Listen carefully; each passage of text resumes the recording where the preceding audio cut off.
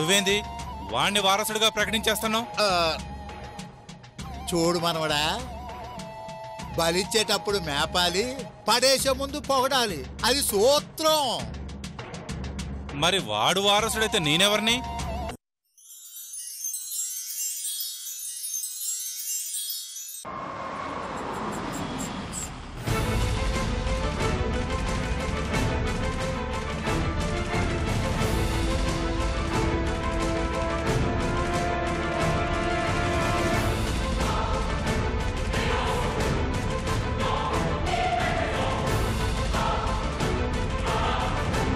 Excuse me.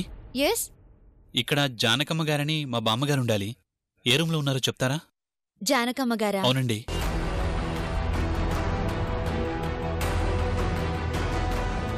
ఆ పేరుతో patients ఎవరూ లేరండి.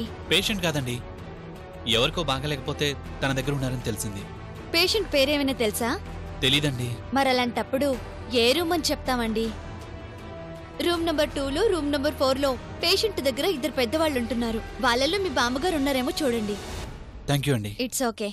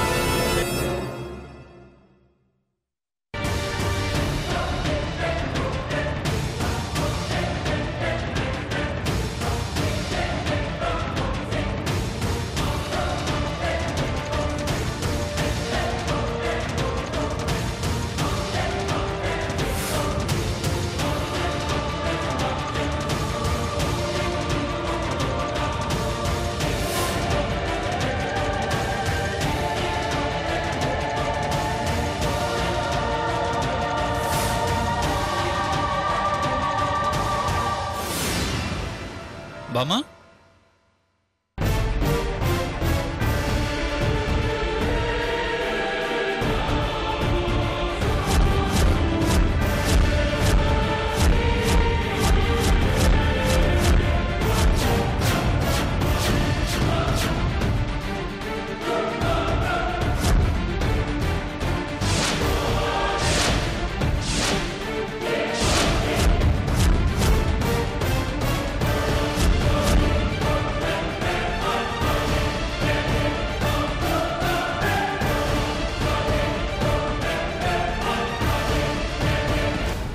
సత్య, నువ్వా?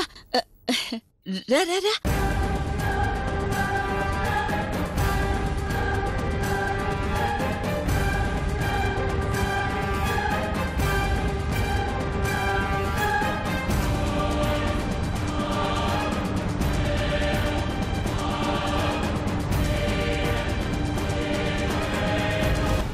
నీకోసం ఇంటికెళ్తే ఇక్కడున్నావని వాచ్మన్ చెప్పాడు. ఇంటికెళ్ళావా?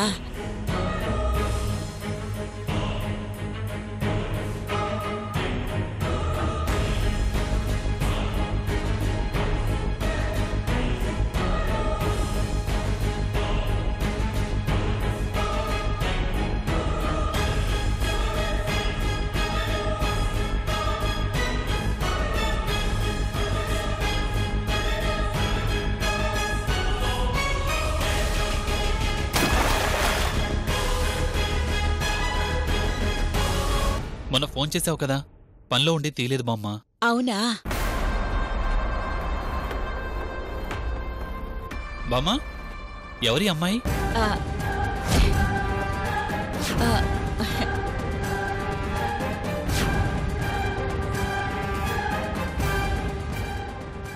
ఈ అమ్మాయా? ఈ అమ్మాయి విజయ అని మన బంధువులమ్మాయి. మన బంధువులా? నాకు తెలియకుండా మన బంధువులెవరు బామ్మ? ఆ, బంధువులంటే అదేరా మీ తాతయ్య ఫ్రెండ్ ఉన్నాడు కదా వాళ్ళ తాలూకు. ఓ మరి నువ్వున్నావు, వాళ్ళు ఎవరు లేరా? ఎవరూ లేరంటే అందరూ ఉన్నారు. ఆయన అనాథలా బతకాల్సొచ్చింది. ఏ ఏంటి ఏమని చెప్పను? ఈ అమ్మాయి బాధలు ఈ అమ్మాయివి. బామ్మ, ఆ అమ్మాయి మొహానికి ఏమైంది?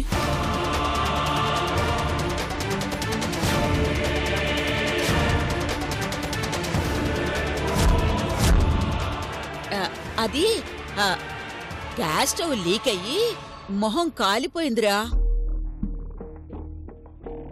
అవునా?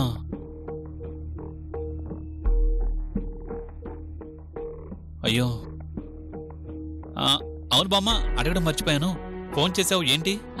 అది అది అది ఈ అమ్మాయికి ఇలా జరిగిన తర్వాత సమయానికి మీ తాతయ్య కూడా లేరు.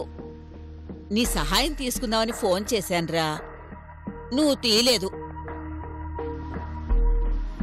తర్వాత చేద్దామనుకున్నాను కానీ ఈ అమ్మాయిని చూసుకుంటూ కుదరలేదు. ఓ అవునా? చాలా రోజుల తర్వాత ఫోన్ చేశావు. ఏమైందో ఏంటో అర్థం కాక ఇంటికెళ్ళి వస్తున్నాను. సర్లే బామ్మ, వస్తాను.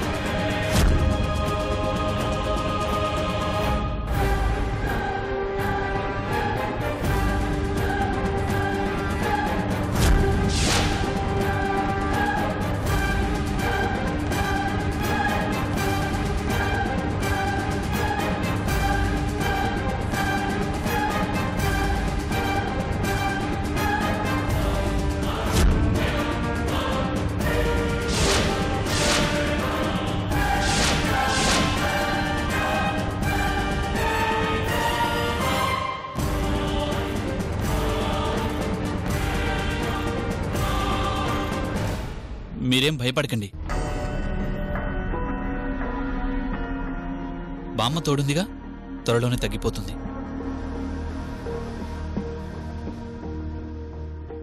వస్తాను బామ్మ.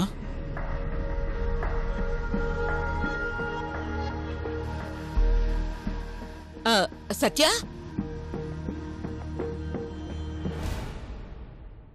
సావిత్రి గురించి ఏం చెప్పలేదేంట్రా?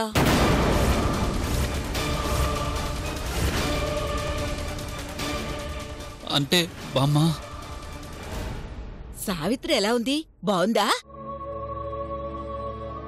ఇంకెక్కడ సావిత్రి బామ్మ? సరదాగా బోటింగ్ అని తీసుకెళ్తే చెరువులో మునిగిపోయింది బామ్మ. చెరువులో మునిగిపోయింది.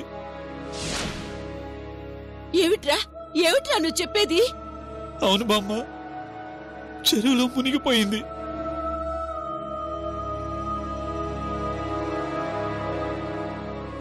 ఇప్పటి వరకు కనీసం తన శవం కూడా దొరకలేదు.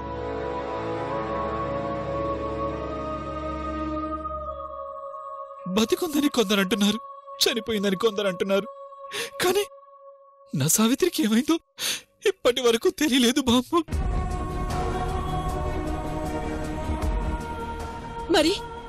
మరి ఇంత దారుణం జరిగితే నాకెందుకు చెప్పలేదురా? అంటే అది బామ్మ, ఏం చెప్పాలో ఎలా చెప్పాలో అర్థం కాక ఎవరికి చెప్పలేదు బామ్మ. మరి సావిత్రి గురించి తెలుసుకునే ప్రయత్నం చేస్తున్నావా లేదా? తిరుగుతున్నాను బామ్మ, పిచ్చి వాళ్ళ ఎక్కడెక్కడికో తిరుగుతున్నాను. కానీ నా సావిత్రి గురించి ఏం తెలియటం లేదు. చనిపోయిందో బతికుందో తెలియకుండా ఎవరికైనా ఏం చెప్పమంటావు బామ్మ?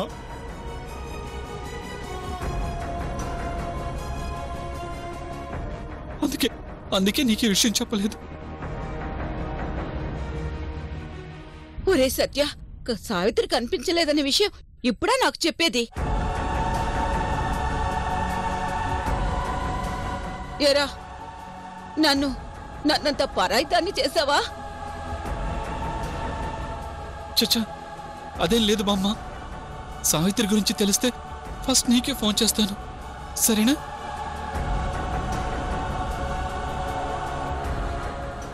వస్తాను, ఉంటానండి.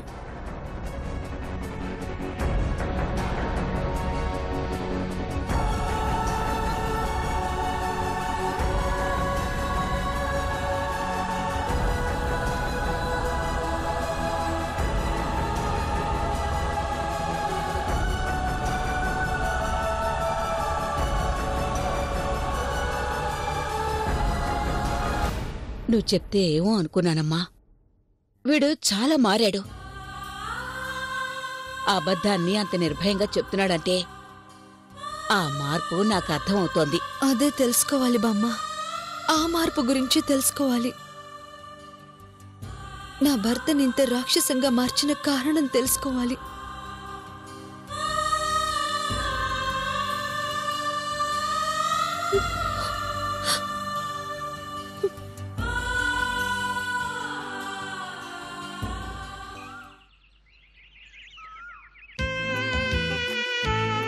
నందిని, నందిని,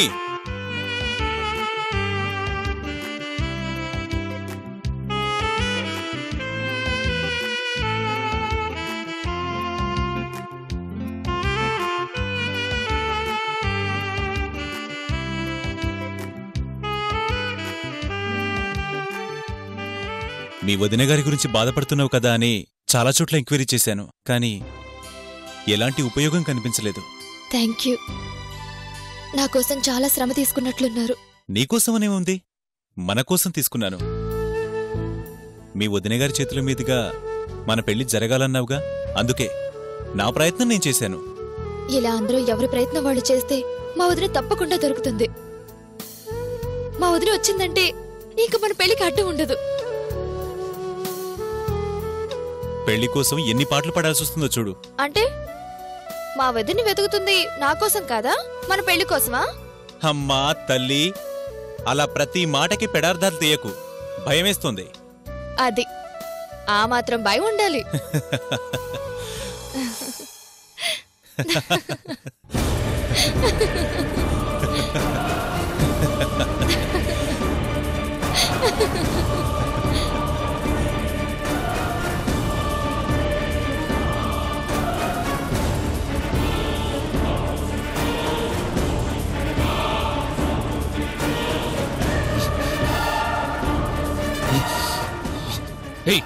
ఎవరు ఎవరు?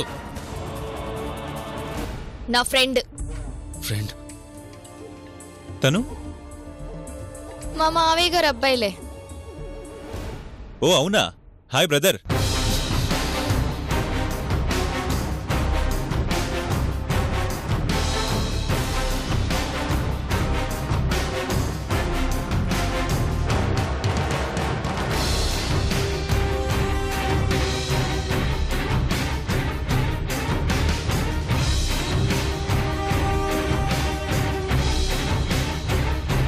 అతను అంతేలే, మనుషులతో కలిసే రకం కాదు.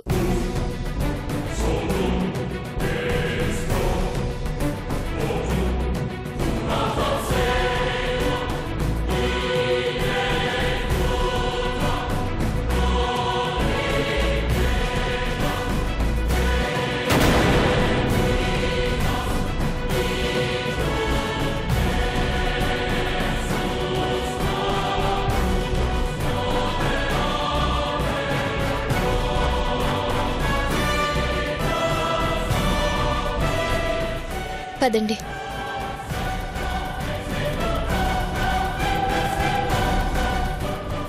ఆగమ్మా,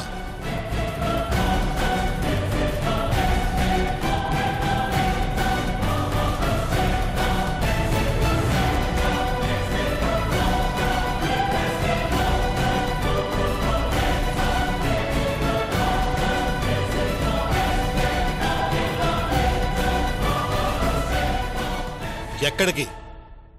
పర్సనల్ గా మాట్లాడుకోవాలి. ఏం అవసరం లేదు, లోపలికి వెళ్ళా. ఎందుకు? తనతో మాట్లాడాలి, వెళ్ళు. మీరు మాట్లాడేదేముంది? ఏయ్, ఏంటి నీకు ప్రశ్నలు ఎక్కువ అవుతున్నాయి? లోపలికి వెళ్ళమంటున్నారు కదా, అర్థం కావడం లేదా? సరే, లోపలికి వెళ్ళమంటున్నారు కదా నందిని, మనం మళ్ళీ మాట్లాడుకుందాంలే. నువ్వు వెళ్ళు.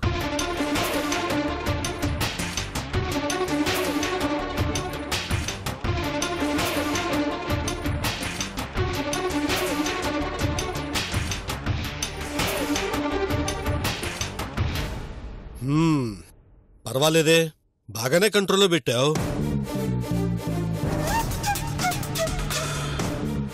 చూడు బాబు, రేపటి నుంచి నువ్వు ఈ ఇంటికి రాకూడదు. ఏమైందండి? అది పెళ్లి కావలసిన పిల్ల. ఇలా చేతిలో చేయి వేసుకుని తిరిగితే నలుగురు ఏమనుకుంటారు? మా ఇద్దరి గురించి మీకు తెలుసు కదండి. తెలుసు, కానీ మా వాడొస్తాడని తెలియదుగా. నాలాగా మా వాడు మంచివాడు కాదు. లేనిపోని గొడవలెందుకు?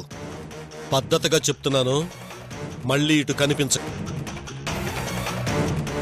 అది కాదండి, నందిని నేను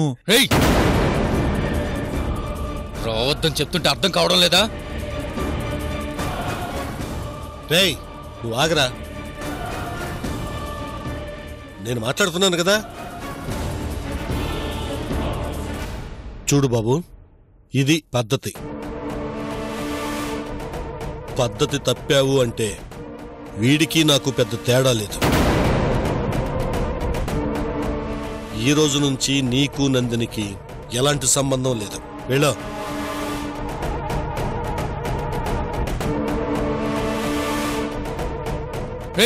రావద్దని చెప్తుంటే అర్థం కావడం లేదా? వెళ్ళు.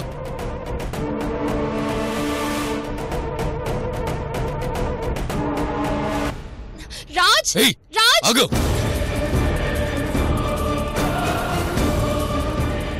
ఎక్కడికి వెళ్తున్నావు? ఏంటి మావయ్య ఇది? మా మీద మీ పెత్తనం ఏంటి? నాకిష్టమైన మనిషితో అలాగే మాట్లాడేది? చిన్నపిల్లవి, నీకేం తెలుసమ్మా? ముందు లోపలికి వెళ్ళు. ఏమీ తెలియనంత చిన్నపిల్లనేం కాదు. ఆయనతో ఎందుకలా మాట్లాడారు? ఏంటి వాయిస్ లెగుస్తుంది? కేరళ గడ్డ దాటగానే బాగా ధైర్యం పెరిగినట్టుంది. రేయ్, నీకేం చెప్పాను? మాట్లాడకు. చూడమ్మా, ప్రతిదీ నీ ఇష్ట ప్రకారమే జరగదు. పెద్దవాళ్ళం, మా ఇష్టాలు కూడా ఉంటాయి. నా పర్సనల్ విషయాల్లో మీ ఇష్టం ఏంటి మావయ్య? నాకు నచ్చిన మనిషితో నేను మాట్లాడుకుంటే మీకేంటి?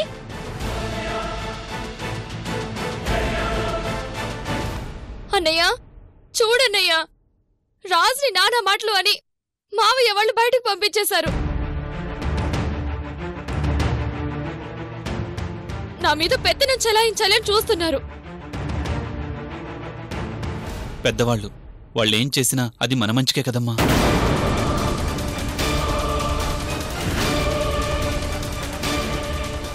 మావయ్య ఎలా చెప్తే అలా చెయ్యి.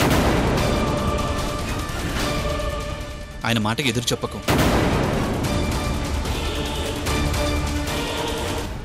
అన్నయ్య, నువ్వు కూడా వాళ్ళ మాట వింటున్నావా? నేనే కాదమ్మా, నువ్వు వినాలి. మావయ్య మాటకి ఎదురు చెప్తే నాకు నచ్చదు.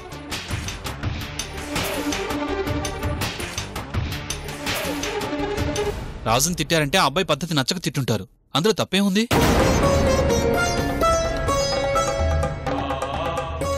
నువ్వైనా నాకు సపోర్ట్ గా మాట్లాడతావనుకుంటే నువ్వు వాళ్ళకే సపోర్ట్ చేస్తున్నావా? పో అన్నయ్య.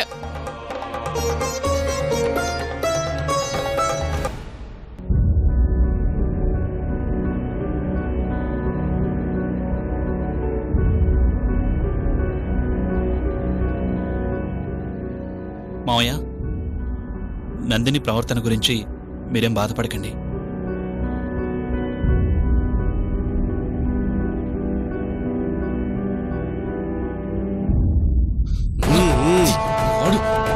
ఏయ్.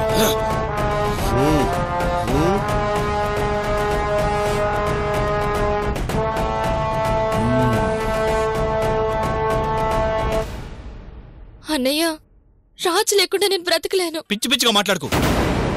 నీకు అమ్మ కోరిక ముఖ్యమా, ఆ రాజు ముఖ్యమా? నీ పెళ్లి నవీన్తోనే. మళ్ళీ ఇలా వాళ్ళతో వీళ్ళతో మాట్లాడటం చూశారంటే బాగుండదు.